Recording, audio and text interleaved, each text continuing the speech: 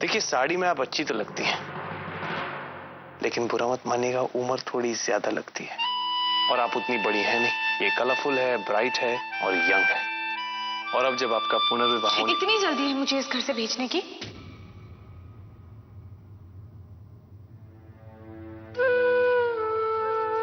आप नहीं जानती, आपके जाने के बाद ये घर कितना सूना हो जाएगा सरिता जी।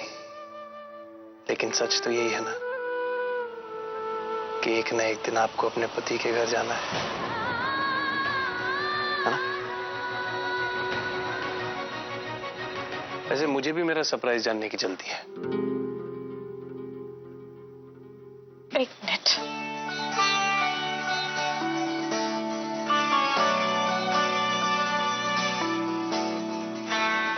ये क्या? भोपाल में एक कंपटीशन हो रहा है, ड्रामा कंपटीशन, जिसमें आप हिस्सा लेंगे। लीजिए लीजिए लीजिए ना।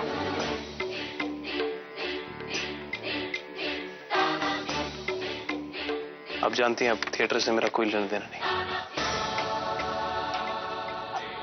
राज जी, आप अपने सपने से दूर क्यों भागते हैं?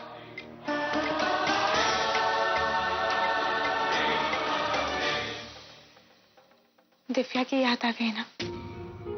राज जी, वो आपसे दूर चली गई, तो आप थिएटर से भी दूर चले जाएंगे। अब उनके आपकी जिंदगी में लौट आने का वक्त आ गया है। मैं ही एक कांटा बनकर फंसी हूं बीच में। ऐसी बात नहीं है सरिता जी। आप जैसा दोस्त, जीवन साथी मिलना एक नसीब की बात होती है। लेकिन अब मैं थिएटर करना नहीं चाहता सरिता जी। थिएटर मेरी पुरानी यादें ताजा कर देता है। और मैंने तो जानती हूं आपने प्रतिज्ञा ली है, पर आपने ये प्रतिज्ञा तो नहीं ली है ना कि आप दिव्या के बारे में सोचेंगे भी नहीं। राज जी, मेरे जाने से पहले आप मेरी खातिर एक बार हाँ कर दीजिए। मैं अपने दोस्त को कंपटीशन में जीतता देखना चाहती हूँ। आप मुझे इतनी भी याद नहीं दे सकते? राज जी, मेरी वजह से आप अपनी जिंदगी के सपने से दूर हुए, तो क्या आप मुझे एक मौका नहीं देंगे कि मैं आपको आपके सपने लौटा कर जाऊं? प्लीज राज जी। हर पत्नी चाहती है कि लोग उसके पति के लिए तालियां बजाएं और वो गर्व महसूस करे। प्लीज राज जी, मुझे इतनी खुशी दे दीजिए। सिर्फ आपके लिए कर रहा हूं मैं ये।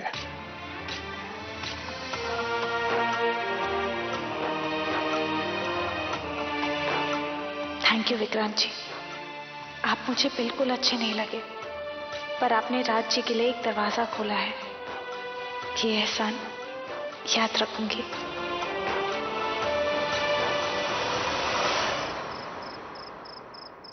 अभिमान,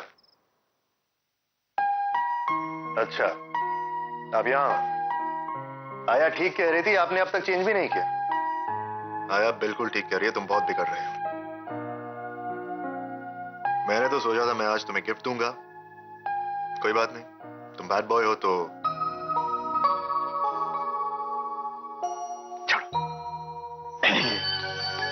चलो कोई बात नहीं। ये देखो क्या लेकर आया हूं। ये चाहिए था ना तुम्हें? अब हम दोनों चेंज करेंगे फिर खेलेंगे, ओके? नहीं पापा, मुझे ये सब नहीं चाहिए और मुझे ये सब खेलना भी नहीं है। आपको तो पता है ना मुझे क्या चाहिए। क्या चाहिए?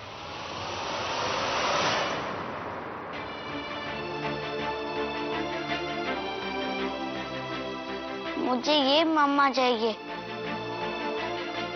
ये कैसी बात हुई अभिमान? ये नहीं हो सकता बेटा। क्यों नहीं हो सकता? क्योंकि मैं कह रहा हूं ये नहीं हो सकता। It's impossible. डैडी, आप ही तो कहते हैं ना, नथिंग इज इम्पॉसिबल। हाँ बेटा कहा था, लेकिन कुछ चीजें होती हैं जो अपने हाथ में नहीं होती, और ये उनमें से एक है। ये आंटी हो सकती है आपकी, आपकी मम्मी कभी नहीं हो सकती। ओके? डैडी, कल आपने मुझे बोला था कि मैं आपसे जो भी मांगूंगा आप मुझे ला कर देंगे, तो फिर आप ही आंटी को मेरी मामा क्यों मना कर नहीं ला सकती? मैंने कहा ना ये नहीं हो सकता। नहीं, मुझे वो ही चाहिए। ये कैसी जिद है अभी? एक बार मैंने कह दिया ना। पर पापा मुझे वो ही चाहिए। अभिमान, बहुत जिद्दी हो गए तुम। मैंने जो कह दिया वो कह दिया। अब इसे खेलना है तो खेलो।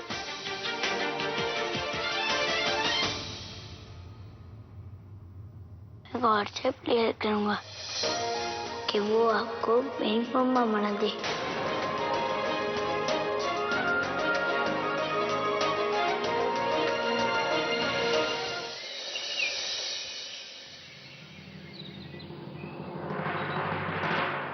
सरिता जी, क्या कर रही हैं आप? मुझे पता है इतना समय नहीं लगता।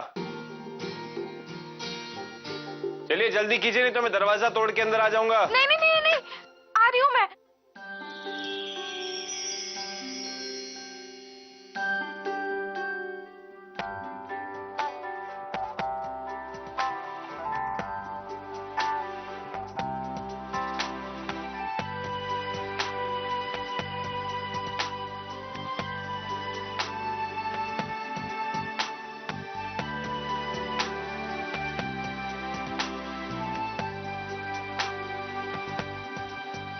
अच्छी नहीं लग रही हूं ना मैं?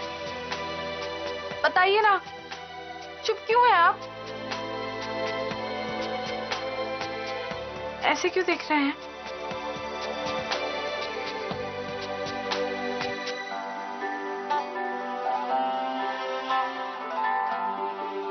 आप अगर किसी और की पत्नी होती तो आज ये रात जल भुन के राख हो गया होता। ऐसा लगता है मानो एक ख्वाब उतराया हो इस कमरे में। चलिए। नहीं नहीं, मैं ड्रामा में पार्ट तभी लूंगा जब आप ऐसे सबके सामने जाएंगी। यही डील थी ना हमारी? हुई थी कि नहीं? राजी। आइए, मल्लिकाए झकोटिया निवास।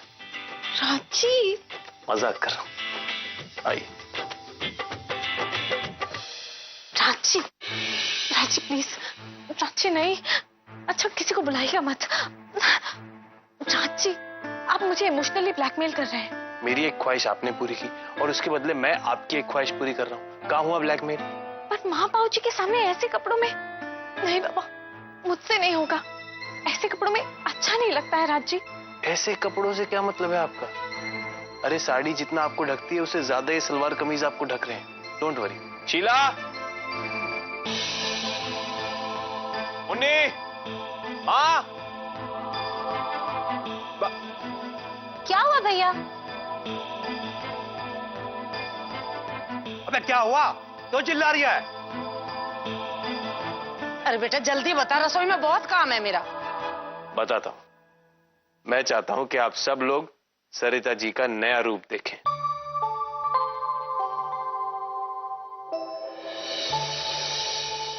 भाभी,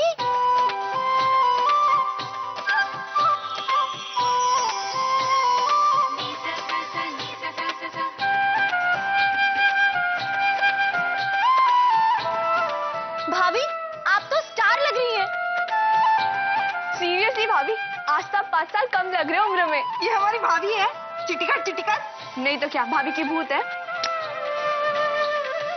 लाज शर्म मंडी में बेच आई या भोपाल के तालाब में डबो के आई है तू? लाज है या तुझे सरिता जी के चेहरे पे नहीं दिख रही माँ?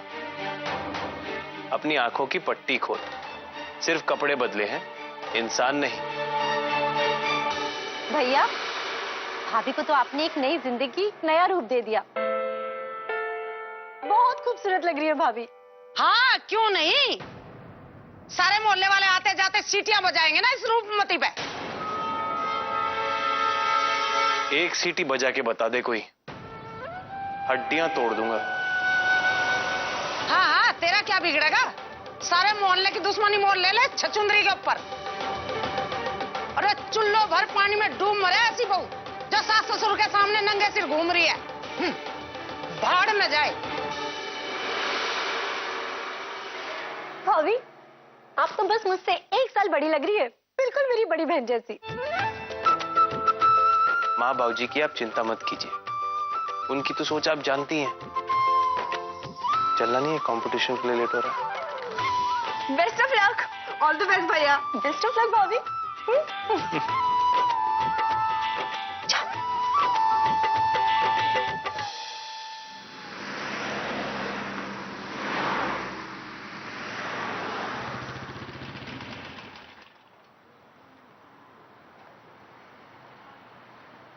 चलिए राजी, जल्दी चलिए। सरिता जी अब मुझसे नहीं होगा, वापस चलते हैं। राजी, अब कोई बहाना नहीं चलेगा।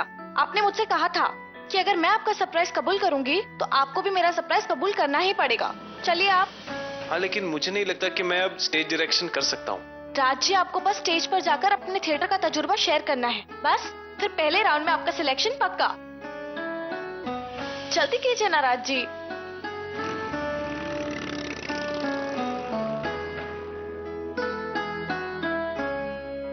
All the best. आपने मेरे लिए ड्रेस जो पहनी है तो मुझे इतना करना ही पड़ेगा। भगवान जी, ये सच्चे कलाकार हैं, इन्हें प्रेरणा देना और आत्मविश्वास भी।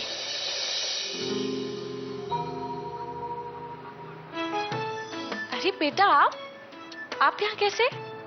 स्कूल नहीं गए आज? आज मैंने स्कूल से छुट्टी ली है, ये कहकर कि मेरे पेट में दर्द है।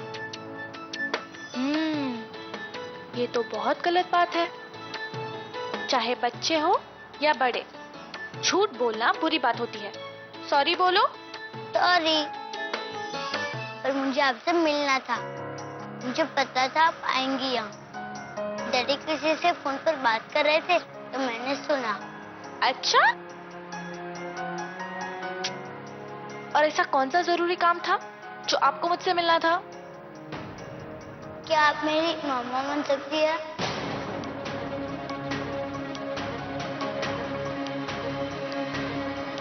मेरे सारे फ्रेंड की मम्मा है, सिर्फ मेरी मम्मा नहीं है।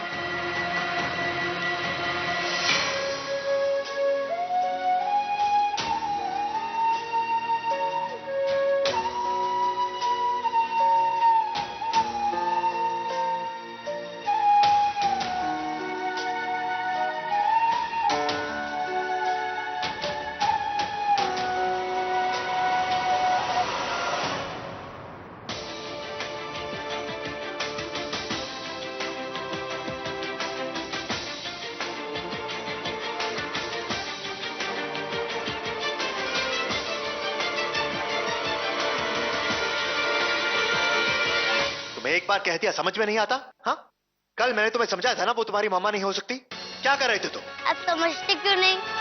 मुझे वही आंटी मम्मा चाहिए। अभिमान, जिद मत करो। उसे मेरी मम्मा बना दो ना। मुझे आंटी बहुत अच्छी लगती है, बहुत अच्छी, बहुत अच्छी, बहुत अच्छी। प्लीज पापा, वो आंटी को मम्मा बना दो ना। अभिमान,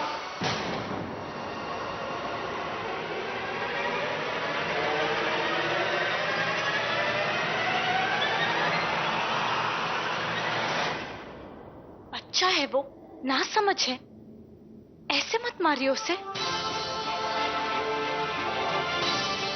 चलो चलो बैठो, घर लेके जाओ इसे। जाओ घर।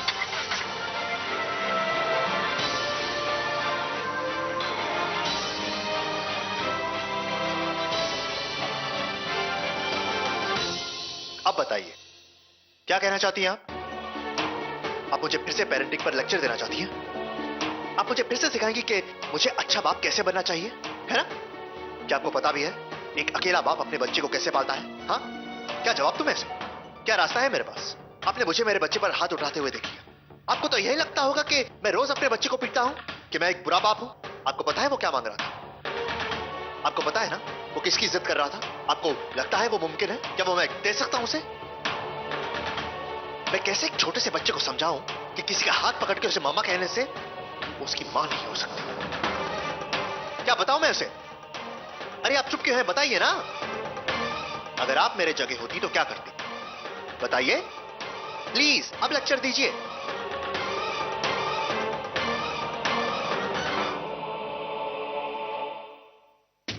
समझ सकती हूँ एक सिंगल पेरेंट के लिए एक बच्चे को संभालना कितना मुश्किल है। माँ और बाप दोनों का प्यार देना कितना मुश्किल है। बहुत अच्छा, आपने बहुत अच्छा किया, लेकिन रिजल्ट हम आपस में बात करके आपको बताएंगे, ठीक है? राज जी, कहाँ रह गई थी आप? कब से वेट कर रहा हूँ, नर्वसनेस हो रही मुझे बहुत। राज जी, आप बस अपने सपने के बारे में सोचिए और कुछ नहीं। नेक्स्ट। All the best.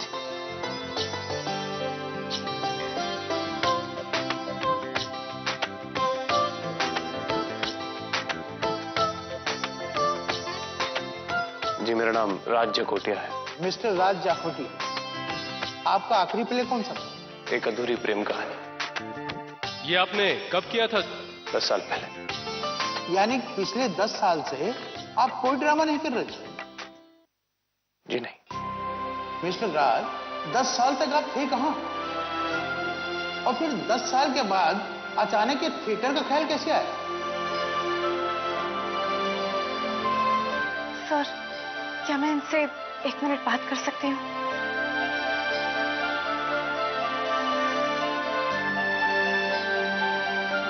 ठीक, आई। Thank you sir.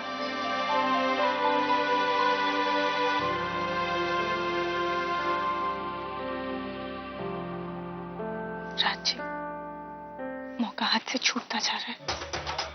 गौर से देखिए, ये वो रंगमंच है जो आपकी कर्मभूमि है। अब भी आप इससे तो प्यार करते हैं ना? बोलिए राज जी, सच बोलिए।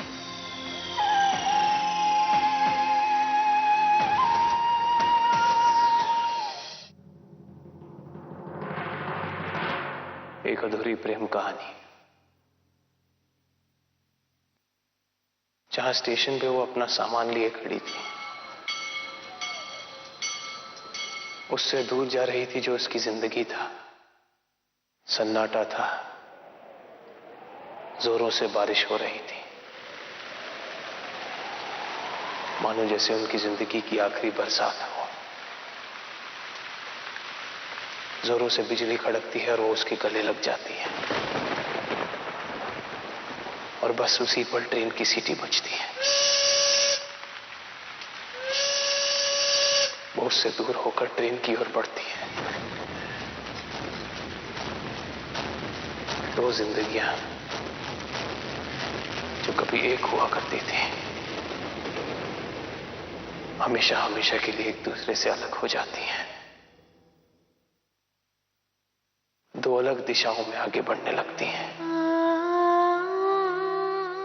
दो जिंदगियां एक दूसरे से इतनी अलग हो जाती हैं, इतनी दूर हो जाती हैं, जैसे मानो कभी एक थी ही नहीं।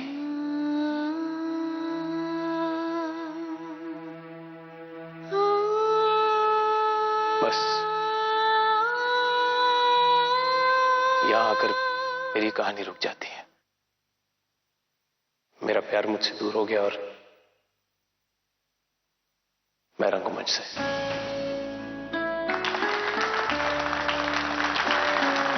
Thank you. अब वो आपकी जिंदगी में वापस लौट आई, तभी आप दोबारा थिएटर करना चाहते हैं? No sir. सरिता जी मेरी पत्नी है, और जो 10 साल पहले मुझे छोड़ के चली गई, वो मेरा प्यार था। सरिता जी तो चाहती हैं कि जो बात मेरी जिंदगी में अधूरी रह गई, मैं उसे पूरा करूं।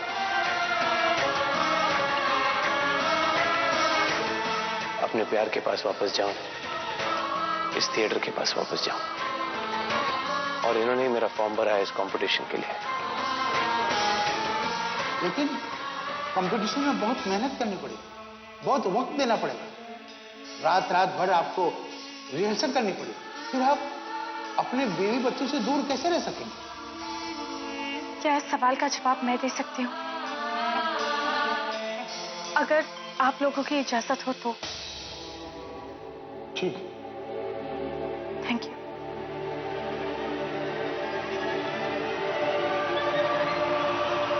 मैं इन्हें नहीं रोकूंगी, इनके रास्ते में कभी रुकावट नहीं बनूंगी।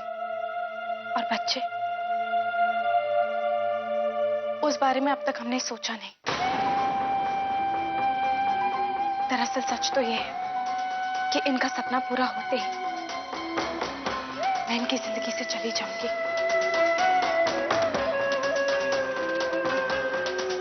हमने अलग होना तय कर लिया है।